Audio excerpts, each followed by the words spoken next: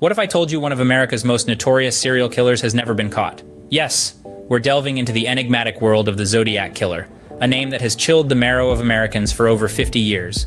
This elusive figure, more phantom than man, has left a trail of terror and mystery in his wake, forever etching his name into the annals of true crime history. Renowned for his cryptic letters sent to the media, this shadowy figure taunted authorities with a macabre game of cat and mouse, his cryptic ciphers still baffling experts to this day.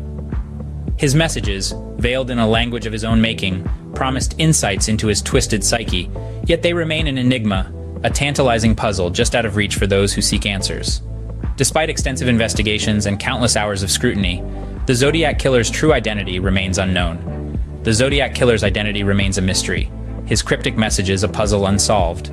Let's journey back to the late 1960s and early 1970s, to the heart of the Zodiac's reign of terror.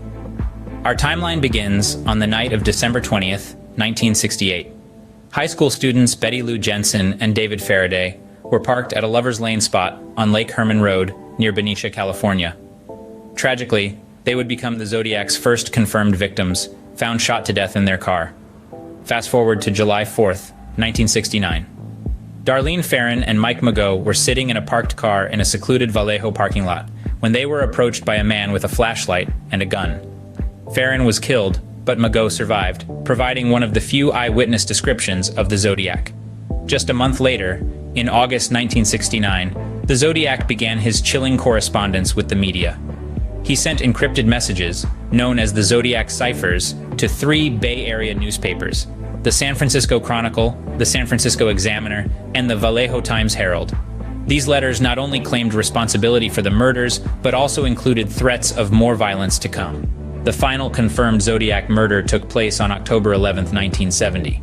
Cab driver Paul Stein was shot in the head in his cab in San Francisco's Presidio Heights neighborhood. The Zodiac left a piece of Stein's blood-stained shirt at the crime scene, a grim token of his ruthless act. Throughout his reign of terror, the Zodiac claimed to have killed as many as 37 people, though investigators could only confirm 5. His taunting letters, his cryptic codes, and his audacious claims kept the public in a state of fear and fascination. While the Zodiac's reign of terror ended in the 70s, the mystery surrounding his identity continued to haunt investigators and the public. Despite thousands of suspects and endless investigations, the Zodiac's identity remains hidden. Over the course of 5 decades, law enforcement and amateur sleuths alike have chased shadows, pursuing leads that time and again led to dead ends. From Arthur Lee Allen, a prime suspect who was never conclusively linked to the crimes, to Ross Sullivan, whose physical resemblance to the killer's sketch sent chills down our spines, none have been definitively proven as the Zodiac. While the case might seem to be stuck in a perpetual cycle of uncertainty, hope is not lost.